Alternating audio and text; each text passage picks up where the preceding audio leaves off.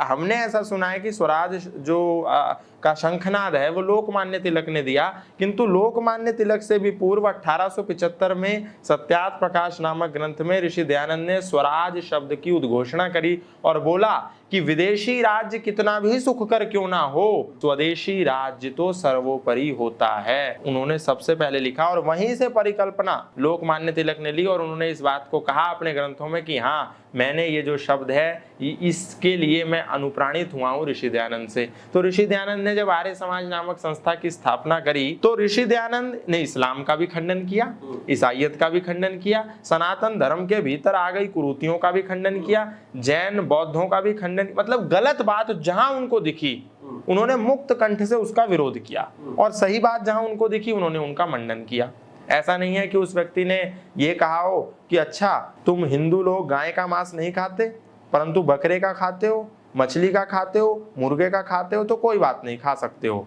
तुम्हारे मंदिरों में बकरे की बलि दी जाती है तो कोई बात नहीं, दे सकते हो। और वहीं जब मुसलमानों की बात आई बकरीद पे तो उस व्यक्ति ने मुसलमानों का घोर खंडन किया हो। नहीं, जहां भी उनको दिखा कि गलत हो रहा है, चाहे वो हिंदू बकरों को काट करके मंदिर में चढ़ा रहा था तो उसका भी ऋषि दयानंद ने विरोध किया और चाहे बकरीद पे कोई मुसलमान बकरा काट रहा था तो उसका भी विरोध किया। लेकिन आज क्या नैरेटिव सेट हो गया है कि कोई हिंदू यदि बकरा काट रहा है किसी मंदिर में देवी के तो सब हिंदू लोग उसका मंडन करते हैं, उसको प्रमाणित करते हैं, उसको सही सिद्ध करने लगते हैं, बोलते हैं तो शाक्त परंपरा है, ये तो सनातन की वो वाली परंपरा है। और कोई मुसलमान बकरीद पर बकरा काटे तो बोलते हैं अरे ये क्रूर लोग हैं, ये जानवरों को मारते हैं, ये हत्यारे हैं। लेकिन ऋषि दयानंद ने उन्होंने जो सच था वो बोला। तो ऋषि दयानंद ने जब आर्य समाज की मुंबई के काकड़वाड़ी में स्थापना करी तो आपको जानकर के आश्चर्य होगा, सबको पता था, सारे मुसलमानों को पता था कि ये एकमात्र सन्यासी है जिसने सबसे पहले भारत में मुसलमानों की कुरीतियों के खिलाफ अपनी कलम चलाई और सत्यार्थ प्रकाश के अंतिम समुल्लास में यानी अंतिम चैप्टर में इस्लाम के गलत विचारों का खंडन किया। लेकिन आपको जानकर के आश्चर्य होगा, सबसे पहले जब 1875 में आर्य समाज की स्थापना हुई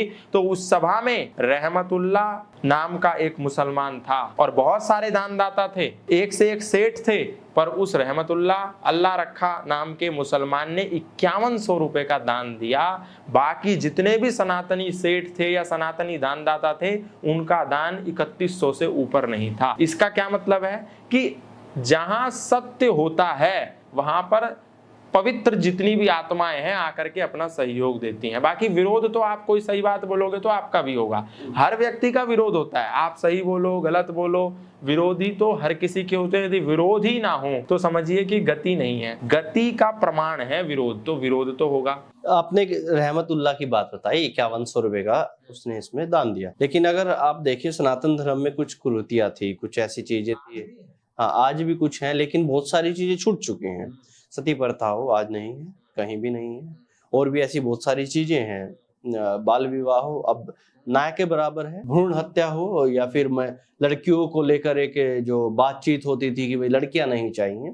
आज नहीं है। तो ये सारी कुरीतियां कहीं ना कहीं सनातन धर्म से अब धीरे धीरे छूट चुकी हैं, या जो एक आध बची हैं वो भी जा रही हैं। लेकिन दूसरे मजहब की बात करें, हम किसी और मजहबों की बात करें तो वो आज भी वही चीजें लेकर चल रहे हैं। बहुत सारी ऐसी चीजें हैं जो अपनी आज भी संभाल कर उनको लेकर चलते हैं और पुरजोर उस चीज को हर तरह से कोशिश करते हैं कि उनको बचाया जाए।